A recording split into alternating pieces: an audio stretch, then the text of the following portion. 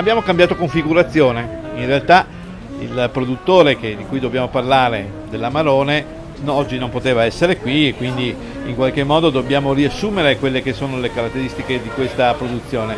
Parliamo di Amarone, Emanuele, parliamo di Romano dal Forno, che oggi purtroppo aveva un impegno precedente, quindi abbiamo qui con noi, in rappresentanza del territorio di Verona, il referente per la guida Fabio Poli, che ci parlerà di questo vino, anche perché lui si è occupato oggi di condurre, devo dire in modo molto interessante, la degustazione dell'Amarone di Romano dal Forno. A me interessava chiedergli una cosa, perché insomma sono anch'io degustatore ufficiale, partecipo ai panel e sappiamo che il panel per la selezione di questa categoria, o comunque di questa denominazione, quella della Valpolicella, è un panel un po' eroico, no? Perché?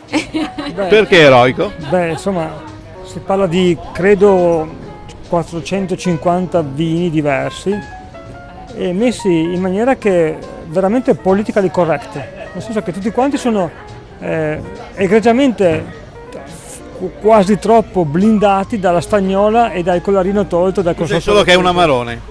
E praticamente no, ci sono varie categorie, Amarone, l'annata, come dicevo prima, se sapete che dal forno non fa riserva, perciò e anche l'annata non è così lontano come qualcun altro potrebbe usare, perché ovviamente le annate precedenti dal forno sono inedite, cioè sono edite praticamente, perciò non possono partecipare alla guida, e perciò veramente di una bella navigazione, no? Una rotta molto complicata.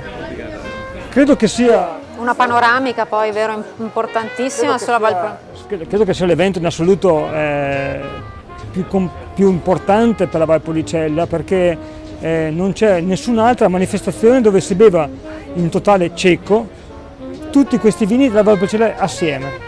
Quindi in questo caso una doppia vittoria, perché dal forno è sicuramente uno dei produttori più rinomati e quindi il fatto di confermare questa vittoria è un risultato importante. Bisogna fare un plaudo ad Romano dal Forno per la sua onestà anche intellettuale di inviare come un comune mortale, diciamo, i vini al consorzio, e il consorzio praticamente blinda le bottiglie. E questo no, bello bisogna cioè, ammettere che è un produttore che non avrebbe bisogno, no, di premi eccetera, ormai è consolidato, Emanuela, e quindi comportarsi così, direi.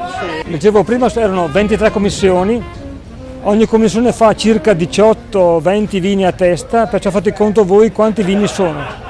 È una cosa che, e poi è impossibile che la stessa commissione faccia tutte quante le 20 sedute, perciò ci sono gruppi diversi che danno un criterio che è opinabile ma comunque concreto, perché devono avere lo stesso peso per 23 volte diverse, cioè è una cosa che veramente no.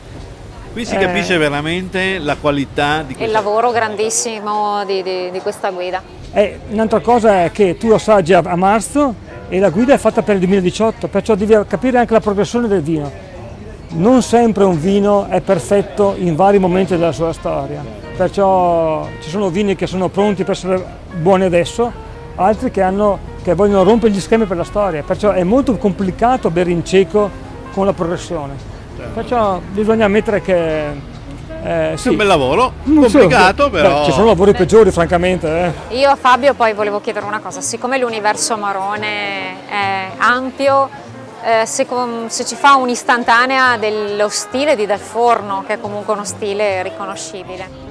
Sì, bisogna ammettere che Dal Forno non è che ha uno stile che lui l'ha creato, in buona sostanza. Cioè, prima di lui in Val di Lasi non si raccoglieva l'uva per l'appassimento, in cassetta, e molto spesso in Val di Lasi, cioè spesso, tutti quanti i valesi prima di lui facevano più quintali possibile e li portavano alla cantina sociale locale. Lui ha un tiro di schioppo, cioè è soave, perciò si è inventato un nuovo modo di fare vino che è fatto di grandissima forza, tantissima opulenza e un modo di maltrattare, se vogliamo, la vigna in modo tale da spremerla per dare il massimo che c'era possibile.